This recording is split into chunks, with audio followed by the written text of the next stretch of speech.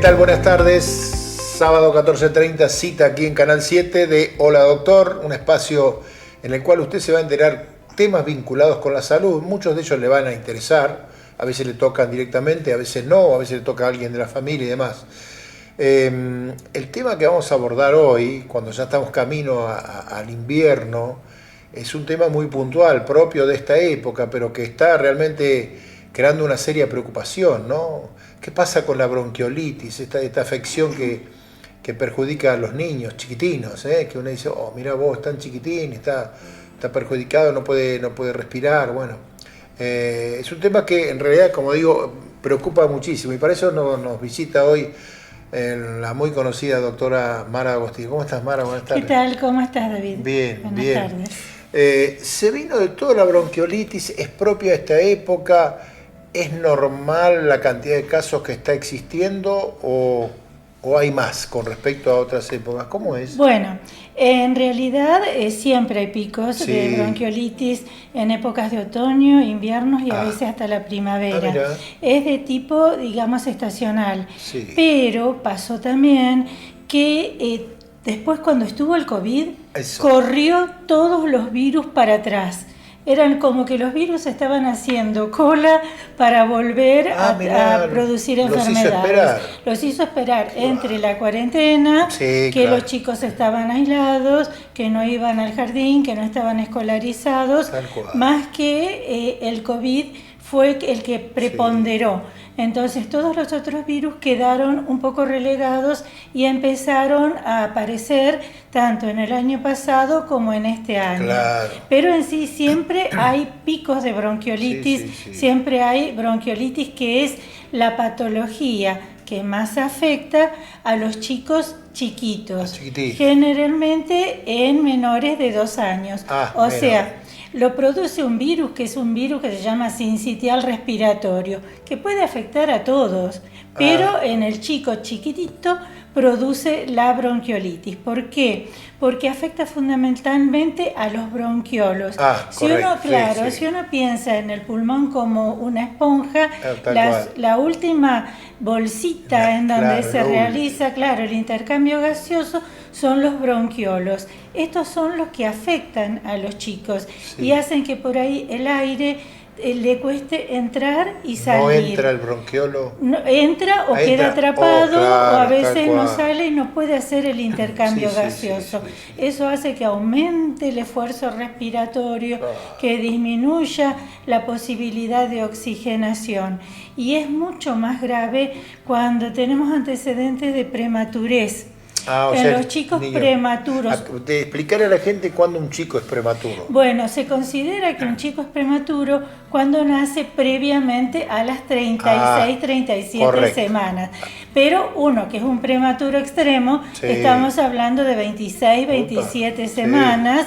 Y después, a medida que va teniendo más tiempo de gestación, es como que disminuyen los problemas, digamos, posibilidades de problemas respiratorios. Perdón, porque Mara, el pulmón viene a ser el órgano, los pulmones, el órgano que se termina de desarrollar más tarde. ¿Es así? No es el único, pero es uno de ellos, ¿no? Pero mantiene, convengamos, que recién madura después de las 32, 33 semanas. ¿Por qué? Porque adentro el pulmón, para que no colapse, tiene una sustancia que es tipo fosfolípido que se llama surfactante. Es el factor surfactante que hace que los alvéolos estén abiertos y que no colapse. Cuando falta ese factor surfactante es cuando se produce en lo que antes se llamaba enfermedad de membrana hialina. O sea, porque en las necropsias se veían como una membrana hialina en el medio de los pulmones. Entonces se le llamó enfermedad de membrana hialina. En la actualidad, cuando hay una posibilidad de un parto prematuro, entonces se le pone a las madres, se le dan corticoides que ayudan a madurar el pulmón.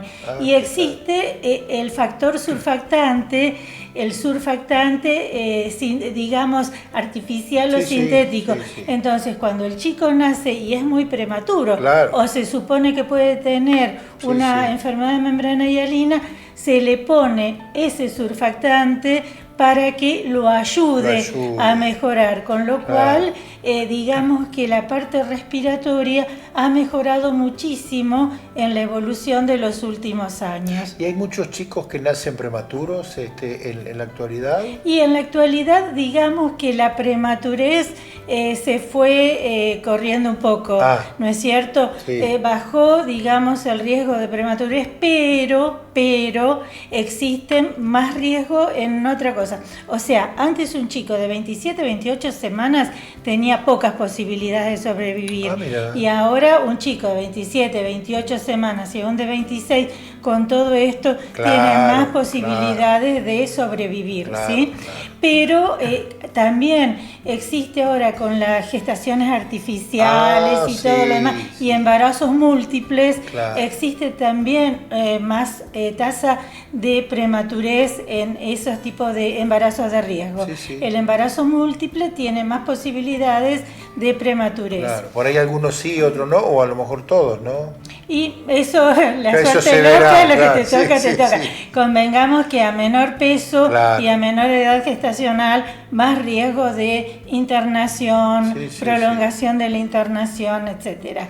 Y existe también un anticuerpo monoclonal que se llama Palimizumab, que el nombre comercial lo digo porque se llama Synagis, y que actúa dándoselo sobre todo a los menores de 32 semanas en 3 dosis después del alta, por supuesto, como para disminuir el riesgo de la bronquiolitis.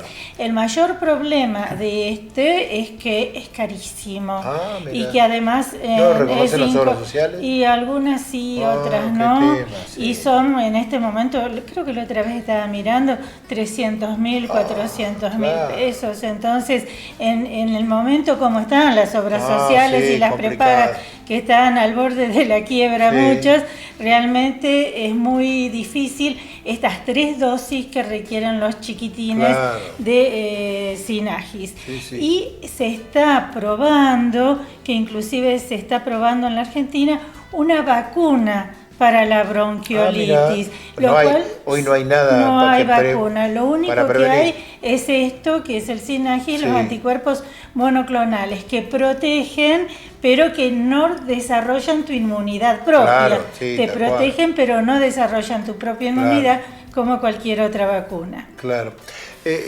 Mara, la mamá, ¿cómo se puede dar cuenta una mamá que tiene bronquiolitis? ¿Qué síntomas empiezan a aparecer o aparece todo de golpe? No, todo en la parte respiratoria va de a poquito, ¿sí? Pero va. Empieza como una rinitis, un catarro de vías aéreas superiores, puede tener tos seca, puede tener fiebre, 38 grados. La fiebre también acompaña. También puede acompañar fiebre, 38 grados. Un poco más, pero más o menos generalmente no son fiebres de 40, como otro tipo de cosas. Y posteriormente, aparte de la parte, digamos, de tos seca, empiezan con dificultad para alimentarse o dificultad para respirar, dependiendo de la gravedad del caso, ¿sí? Yo siempre digo, por eso, generalmente el delivery de virus los traen los hermanitos del jardín. Y lo que es un catarro de vías aéreas en chicos de 4 o 5 años o 3, en un chico chiquito puede ser una bronquiolitis severa. Por eso es tan importante tratar de proteger a los recién nacidos o a los bebés chiquititos, porque son inmunosuprimidos. O sea que cualquier cuadro viral o bacteriano puede producir también cuadros respiratorios severos, ¿sí? ¿Severos hasta qué punto? Y severos hasta el punto de necesitar internación, a veces necesitar oxígeno o asistencia respiratoria mecánica. Sí, claro. En algunos casos necesita, porque la gente dice estuvo en respirador y por ahí lo que tiene es una cánula con oxígeno. El respirador es un método invasivo donde tenés que sedar al chico, meter un tubo que va de las tráqueas a los pulmones y respira por el chico. Claro. Respira por el chico, le da presión, le da frecuencia. Tiene que estar pensando cuando se lo saquemos, cómo va a reaccionar. Sí. Es mucho más dificultoso. Y otra cosa que incide es el tabaquismo familiar. En los chicos que sus papás son fumadores, aumenta mucho el riesgo de la bronquiolitis. De eso quiero que me hables en la segunda parte. Bueno, perfecto. Re interesante, y es importante que las mamás y las que no son la mamá, por ahí la abuela, el papá, porque por ahí todos podemos influir para que ese chico pueda llegar a tener la bronquiolitis. Vamos a hacer una pausa. Estamos con la doctora Mara D'Agostino hablando, insisto, de este tema que hoy la verdad que nos tiene preocupados a todos, porque le afecta a los chiquitines, pero todos tenemos que tener un poco de preocupación y dedicarnos para que no le pase nada más. Hacemos una pausa.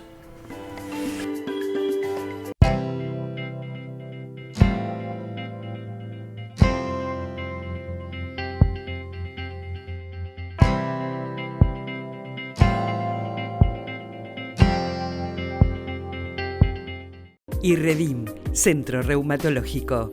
Nueva dirección, Undiano 10, teléfono 455-8214. Osrga y Amsterdam Salud unidos para ofrecer los mejores planes de salud a sus beneficiarios. Hospital Italiano Regional del Sur, más de medio siglo atendiendo la salud de la gente de Bahía Blanca y la región. En el Hospital Privado Dr. Raúl Matera te brindamos mucho más que buena salud. 9 de julio 445, 455-8880. ¿Sabías que en la MUNI tenemos un asistente virtual? Agenda el número 291-534-4099 o escanea el QR y chatea con Tera. Impulsamos la innovación tecnológica que la ciudad necesita. Municipio de Bahía Blanca.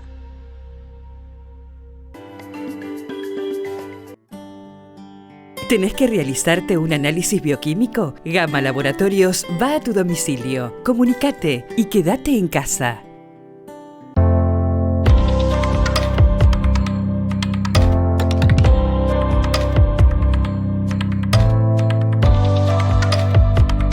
Centro de Diagnóstico por Imágenes Alem. Desde Avenida Alem 222, tecnología de vanguardia y profesionales calificados. Solicite un turno al teléfono 4500-501.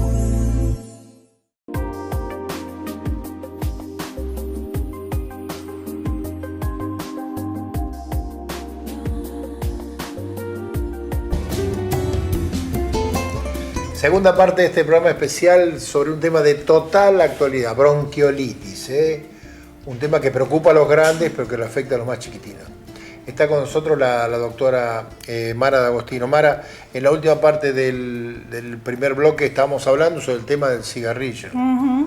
Hay que tener muy en cuenta eso, ¿no? Porque cuántas personas fuman todavía y dicen, no, a no le va a pasar nada. O cuántos fuman, a lo mejor que no están en la casa, pero fuman por allá y el humo viene para acá y el chico se absorbe todo eso. Sí, totalmente. La familia del fumador o el conviviente del fumador es un fumador pasivo y tiene también riesgo de tener algún tipo de enfermedades el día de mañana. Y en el lugar donde hay humo o que queda impregnado en las paredes o en todos lados, también incide como un factor irritante en los bebés chiquitos. Lo peor de todo esto, yo lo digo, yo he sido fumadora hace 33 años que dejé de fumar, pero cuando uno fuma, en ese momento fumábamos en los hospitales, en todos lados, uno no se da cuenta de que estás jorobando al que está al lado. Claro. Es como una adicción Sí. que es muy difícil de dejar y que recién, hace no tanto tiempo, se detectó que también podía hacer mal al fumador pasivo. No tiene nada que ver. Porque en un momento inclusive el tabaquismo, el que fumaba era de moda, la gente fumaba Sí, en los aviones, Claro, en los colectivos. Si vos fumabas podías ganar, eras feliz. Es un ganador. Y realmente con el tiempo se fue dando cuenta la gente y con estudios lo nocivo que era para la gente, para la salud, no solamente para la insuficiencia respiratoria, sino para el EPOC, la enfermedad pulmonar obstructiva crónica, para el cáncer de pulmón y aún para el cáncer de vejiga. Y cada vez se encuentran más cosas asociadas. Y en el caso de los chiquitines, ni hablar. Y en el caso de los chicos, al inhalar el humo, que es el humo que contamina, es un fumador pasivo y tiene absolutamente la posibilidad de desarrollar un problema respiratorio a partir de eso. Piensen además que en los chicos las vías respiratorias son muy chiquititas. La tráquea de un chico equivale a su dedo índice, a su dedo meñique, a su dedo meñique. Y entonces cualquier proceso inflamatorio hace que tenga una obstrucción importante. Y el hecho de que se fume en la casa hace que se irriten las vías y que tenga mayores posibilidades de enfermarse. Ese bebé que tiene bronquiolitis, ¿cómo tiene que estar en la casa? A veces uno dice, lo pongo de costado, lo tengo en brazos, lo pongo boca arriba. La mejor posición para cualquier problema, cualquier problema respiratorio es la posición semisentada. Cuando los ve, porque los diafragmas bajan y tienen más posibilidades de incrementar la capacidad pulmonar y a su vez los bebés llegan a tener bastantes posibilidades de reflujo. Entonces el reflujo gastroesofágico, que es frecuente y normal hasta los 6 meses, hace también que se irrite la vía respiratoria. Entonces la posición semisentada hace que mejore la mecánica respiratoria. Mara, los bebés que están dentro de la lactancia, ¿no? Hasta los 6 meses, sí o sí, después se va viendo. ¿En qué medida la lactancia materna favorece que tenga más defensa o que bueno, la lactancia materna, aparte de proteger toda la parte inmunitaria, también protege la parte de evitar la parte del reflujo y da también anticuerpos. Los anticuerpos maternos pasan al bebé. Por ejemplo, si la mamá tuvo varicela de joven o de chica, el bebé tiene hasta el año anticuerpos para la varicela. Y de muchas enfermedades también pasan los anticuerpos de la mamá al bebé. Por eso es un factor de protección. Y bueno, hasta los 6 meses es lactancia exclusiva, pero la pueden prolongar hasta los 2 años. ¿Y es bueno que la prolongue cuando tiene este proceso de bronquiolitis? ¿Es bueno si puede la mamá? Si la mamá quiere, todo también depende, y si quiere y si puede, porque no todas las mamás tienen la fortuna de poder dar de mamar, pero si la mamá quiere y puede, la prolongación de la lactancia está fantástica.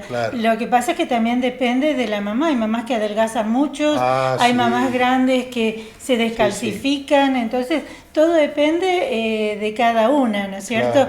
Pero convengamos que la lactancia es un factor de protección para las enfermedades. Eso no significa que si está mamando con lactancia exclusiva materna no se vaya a enfermar. Se puede enfermar igual, pero bueno, tiene más factores de protección. Claro.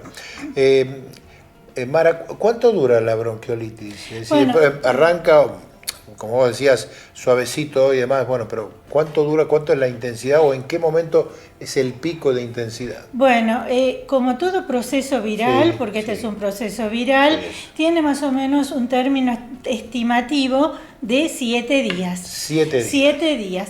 Pero, ¿qué pasa? El pico, el peor momento, como en todas las virosis, son más o menos hasta el cuarto día, quinto.